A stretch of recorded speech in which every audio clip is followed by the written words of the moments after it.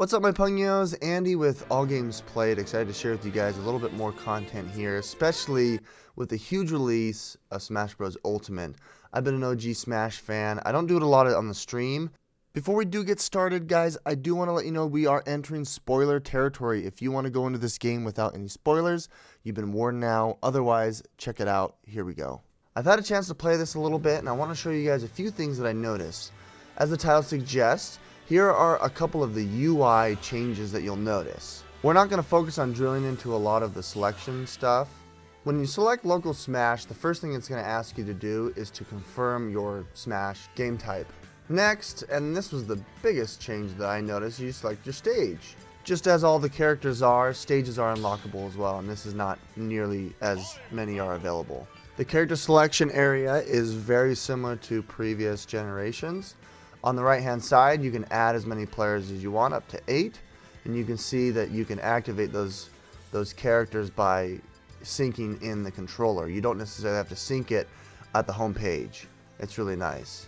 Similarly, you obviously move your little hand and pick your character like you did before, but I wanted to show you something that I really enjoyed, is that you can actually click on the character that you want and select the costume.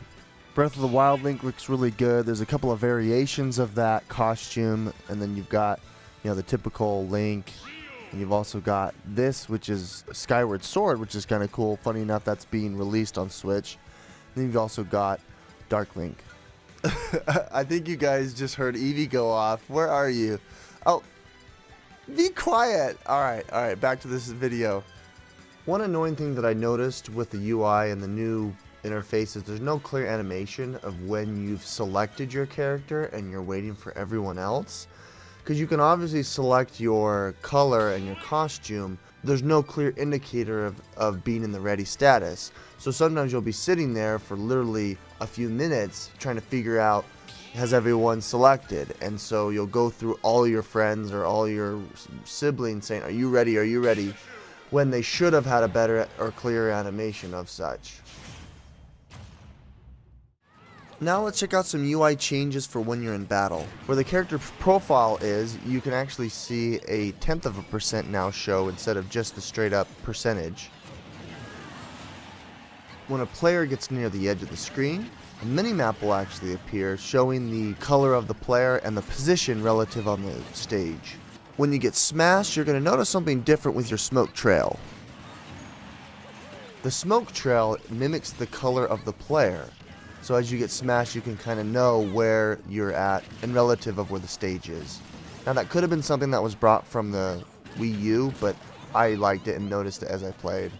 It's really helpful when you have more than 4 players, especially when you got 6, 7, 8.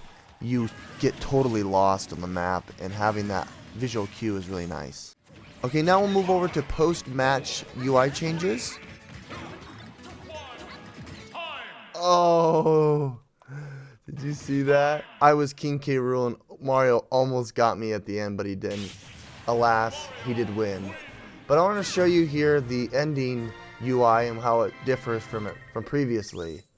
Something you'll notice that all of your falls or your KOs will show their actual icon and the skin that they're using. That's something that I thought was pretty cool. But otherwise, it's pretty much the same as before. Now, this is what it looks like when you're challenged by a new challenger.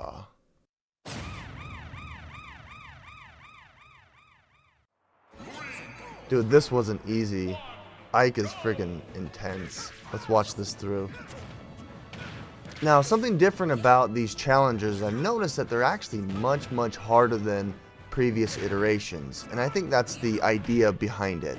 You're literally gonna have like 100 different challengers, and in order to make that a little more exciting, they're gonna ramp up the difficulty. And so while you're gonna be fighting Ike multiple times, he's going to be difficult enough for it to be a nice challenge, and when you do succeed, it is so great. But also, when you fail, it is so disappointing. Ike took a commanding lead, up about 50%. My brother made a huge mistake going up there, and boom, he's gone. Once the game's called, immediately you go into selecting your stage again, and then you start over just like you normally do with the character select screen. With that being said, guys, if you like this content, let me know, and I'll keep making more videos about this. This is some of the general basic UI differences that I noticed in the Melee selection. I will explore some of the other menu items if you want me to.